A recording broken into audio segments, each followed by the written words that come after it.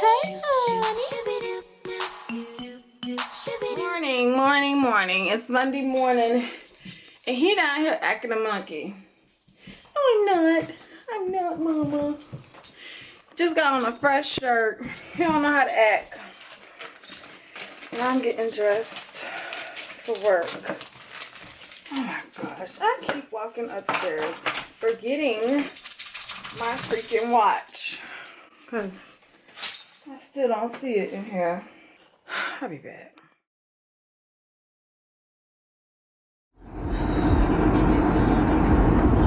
Good morning, y'all. Again.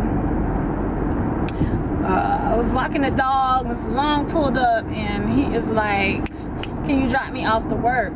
He was like, he was ready. So, which means I was ready too. Long got his walk, because he got in trouble, y'all, yesterday. We know when he got to go to the bathroom, like if he has to go, you know, wee-wee, because he gets very, like, antsy, he gets very, what's another term for it, a little anxious, and like, he's like, he's just like in a little, oh my gosh, like he can't settle. He's a little unsettled. He's always moving around and stuff like that, a little antsy. But the part that I'm having trouble, and apparently James is too, is when he gotta go back outside and it's not, you know, it's wee-wee, you know, it's the do number 2. Because yesterday he did it right in front of James. Well, like, James turned his head, looked away, and he had done did it. And he was pissed. So, he was on punishment, like, all day yesterday. Now, the reason I didn't vlog on Sunday, because yesterday was my full-fledged day off from both jobs. And what did I do all day? Ooh, well, the morning time, I laid in bed with my husband, pillow talked. I ain't gonna say nothing else. And entertained one another till about 1 o'clock, and then child, I went back to sleep. I was up on and off, and then it was like, you know how your body is like, is tired, yet you never fall into like a deep sleep. Well, yesterday early afternoon, that just seemed like it just wasn't gonna happen. It was like making me, I was tired, like restless, like I wanted to rest, but I couldn't fall into a deep sleep until around about, maybe around about 3-4 o'clock. And then I got up like around about 6, and I started watching IDTV. Told y'all, I am planted in front of the TV. When I have a whole day off, I gotta catch up on all my IDTV shows, okay? And then last night I went to bed around about, because I slept so much yesterday during the day, I didn't go to bed until like around about maybe 2:45 a.m. Cause y'all, I was up watching the Michelle story with Surviving Compton. That's what I was watching. And apparently, like, Wendy Williams had did a interview with her after the movie. Now that part, I don't know if it was from last year, if it was updated, or if it was from it being like a year ago, like technically like a year ago, and like she's just interviewing her to see how things are a year later. But she has definitely, Michelle has definitely become an advocate for domestic violence, and you know, women standing up against domestic violence, and you know, finding the strength and the courage to get out of situations like that. Now, you know, this is not my story to tell.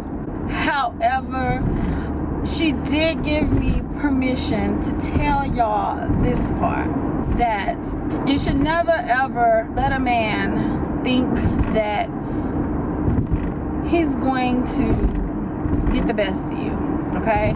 And he's going to try to control you and make you do like all these things that you know you're dead set against, okay? So with watching this Miss Chalet thing last night or early this morning, you know, I just was thinking about someone who is very dear to me. And you just know, if you know the people you're dealing with, like I know her, okay? And the person I'm talking about, y'all, is my mother, okay? I know my mother. Sometimes I think I know her better than her sisters. I can't say I know her better than her mama, because no, my grandma knew my mama, okay? However, I do think I know my mother better than her sisters, okay? Because I've lived in and out with her, you know what I'm saying? I was in the womb and birthed and taken care of and raised by her, okay? However, there's some things that I know my mama just will not tolerate. Now, I have like made light of this on my channel once before, because I was just trying to get you guys to understand that my mother and my biological father, they don't get along, okay? And even through the sake of me, they don't get along, okay? And I just, like, I was remembering something my mom had told me when, you know, she's told me this even as an adult, and, you know, she told me this when I was younger, that, you know, she stabbed my father. She stabbed him, y'all. And when I say stabbed, she stabbed him, not with no steak knife, butcher knife, a butter knife. A butter knife, okay? And she stabbed him because she said that she was not having it, like, right off the rip. You know, she said, people gonna have an accident trying to watch what's going on with the popo. She said she knew early on, as a young woman, that there are certain things she wasn't gonna tolerate. Her husband tried to control her, tried to tell her she couldn't wear makeup, tried to tell her how to dress, tell her when she can, you know, hang out with her friends, when she could see her family and all of this stuff. And then one day, my mom said enough was enough. She said that they got into a big argument because I don't know, like, which story go with which. I'm not gonna say what I think the story is. However, they got into a big argument, and he pushed my stroller with me in it down the stairs. Now, y'all already know where this is going, right? So if there's like reason why, you know, I feel a certain kind of way, partially that has something to do with it, because like, what man that loves their child so much, who would do that? You know what I'm saying? And just listening to the stories of my mother and her then husband, you know, what they went through at such a young marriage. All I kept saying is that when I got married, I had to marry for the right reasons. Not saying that they didn't marry for the right reasons. Yet, you know, back then, you know, sometimes marriage was, I guess, expected. You know, if the woman got pregnant, yada yada yada, versus having kids out of wedlock. When my mom was married, when she gave birth to me, her and my father was Mr. and Mrs. Jackson. You feel me? And I don't know. You know how sometimes, like, you can have a role model, and a role model can be somebody that you just be like, oh my gosh, like when I grow up, you know, there's just certain things like I gotta do this like this person. I want this and I want that, and you know, I have those qualities with my mother too. I do. However, there was a lot of lessons that my mother taught me that, I mean, even right now, you know, when me and my mom talk, you know, we have discussions about relationships and stuff like that, and I just tell her some of the things that I've learned from relationships, or about them, about relationships, I learned, you know, just watching and, you know, witnessing things that she went through as a young woman. And, you know, they just was life lessons, like right there in the moment. And this is what I'm learning. And you know what? I'm gonna put this in my pocket, because you know what? I'm gonna do things differently. Now, they say, and this is true, that one of the women who influence you the most is your mother. Take it. Why? You know, I try to live my life the best I can, and you know, I don't even be trying to be a good role model. I feel like I'm a good person overall, okay? Versus, you know, I love hard, and my husband was talking about this yesterday. I love hard, and when I love hard, he was like, he just knows that, you know, don't take her there about the people she love, okay? Yet I'm saying all of this to say this. Y'all, I know I made an announcement about 2 months ago that my mom got married, and she was happy. Okay, well, 2 months later, 2 months and some days later, my mom and her new husband are separated, and she is in the process of filing divorce, just due to the fact that he changed. It's like he was different, and he wasn't who he put a front on to be. Turns out he was somebody else. So y'all know, I know y'all know, y'all remember a conversation that we had about, you know, people showing up with their representatives, right? And a representative is the person that gets you hooked and attached, and, you know, feeling them and vibing them and stuff, right? That's the representative. Yet after the newness and the honeymoon phase of the relationship has worn off, then the person wants to show up and be in real form in attendance. You know what I'm saying? And I think that happened with her and him, because the person who she would tell me about, and if y'all recall, I was the last person to meet him. Out of all my sisters, I was the last one to meet him. And I saw the goodness in him. However, there was just something that was a little off. Hence why I said, you know, you marry her, you better treat her right. Because you know what? Mom said to my husband in the lightest light. Now, when my father, my DNA, spoke with James, he told him, you know, you better treat her right, you better do her right, you know, do right by her, love her, care for her, yada yada yada, all the things that a parent is supposed to say. He said, okay, and he said, you know, because I'm giving her to you, she is yours now. Okay, y'all remember I said a couple vlogs back, I was like, you know, because once we give her to him, he can't give her back. Well, that's a damn lie, okay? Because before you even try to attempt to hurt my mama, when I tell you, we're all girls. That's all she got. She got all girls, okay? But just because she got all girls don't mean that we won't come with a force, like I said, to be reckoned with. Because Mr. Man kind of lost his mind. Like, he was on some different level-ish. And without putting her business out there, because I'm pretty sure when my mom comes down here for Thanksgiving, she will tell y'all her own story in her own words, and they will be directly from her. However, just watching the Michelet thing last night, just how men can be one way, and then men can just switch on you and change.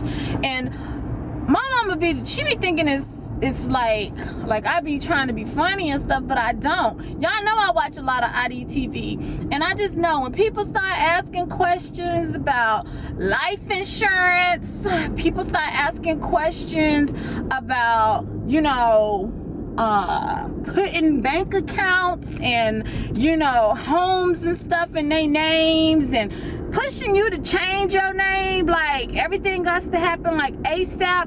And on top of that, she had a microwave wedding, okay, because she wanted a ceremony, she wanted a wedding, and he just said, well, let's just do it, and you know, we'll have a honeymoon and all that stuff later.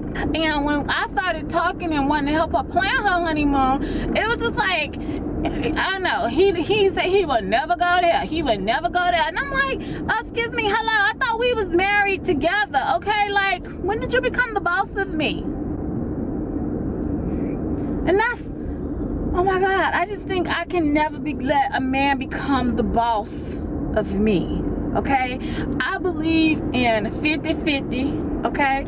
I believe in letting my husband be the head of our household. I believe in letting him be a man. However, damn it, I also believe in being a damn woman, okay? And I ain't no woman that's a punk. I wasn't raised like that. I was raised to have the fight in me. And y'all, Mr. Long will tell you, it was one time in our marriage that he felt like I didn't have the fight in me. And it was when he was deployed, and it was when he went through his phase that I told y'all, every single one of us in our family, all 4 of us, including the dog, y'all, we all went through this phase when he was deployed for 24 months, okay? The whole 4 years that he was living in New York, in Fort Drum, we all went through something. And it started with me, and it ended with him, okay? And when he was going through this phase of his for being deployed, y'all, it just got to a point, I was just like, you know what? I just gotta let brother man do brother man, okay? And he got mad with me one time when we got in an argument, because he was like, where is the fight in you, Steph? And I'm like, sometimes you just gotta pick and choose your battles. And right now, this is just a battle I just don't choose to fight right now, you know, because it's happened to all of us. So it's like, okay, by the time you done went through it 3 times, and now we on the last family member, it's like, okay, you know what to argue about and you know what not to, because I'm a firm believer in this also. Once you say things, you can't take them back. Once it's said, it's said, and it will forever be etched in that person's head. Trust me, I know. Like I told y'all, I know. Because when I get upset, if you take me there, I'm gonna go there with you. And I'm gonna arrive.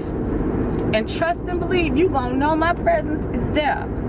However, I have just learned over the years too, sometimes you just have to learn to control that anger, because once you say things, your actions and all of that, you cannot take it back. And my husband told me that one time, he was like, you didn't have the fight in you. And I was like, I was picking and choosing my battles. And I'm like, you know what? I was just gonna have to see how this played out, because it just gets exhausting sometimes, you know, trying to fight for something that, not saying that you don't think it's worth it. It's just, like I said, I had been through 3 family members, myself, Jasmine, Jada, and now it was on my husband. So it was like, you know what? I just gotta let it play out. I gotta stay level-headed in this. Yet, I don't believe a man should control women. I don't think a man should try to control a woman. And if you start seeing signs like that in the very beginning, run. Run, Felicia, Becky, Keisha, run. Jackie, Maria, run, okay? Run! We gotta know when to say no, and we gotta know when enough is enough. So, y'all, my mama, she had to say, bye, Otis. She had to say that because, he wasn't the one. And I just hope it hasn't like put a strain on her, because it's been years since my mama been married, and you know, felt like she could give her heart to a man, and now this bullshit. So I told Mom, I said, there's still somebody else out there for you. He just wasn't the one, and he needs to go on, because he got so many people like just disappointed in the whole situation. Like, he was trying to change her, and y'all, May Rose cannot be changed. When you are 61 years old and you are like literally like set in your ways, child, please, it's gonna have to be an act of God for you to make a change. You feel me? Not a man, an act of God, the Lord's. And on that note, y'all, I'm gonna stop preaching and talking. But women, love yourselves enough that if you feel like a man is abusing you and hurting you and doing, even if it's verbally, run, get help, and get out of that situation. You, your children's lives, your family, nobody wants to see you go through this. Nobody wants you to go through this. Get out. Something I'm telling y'all, something I would tell my own daughters, something I've even told my own mother. Get out. Literally, get out.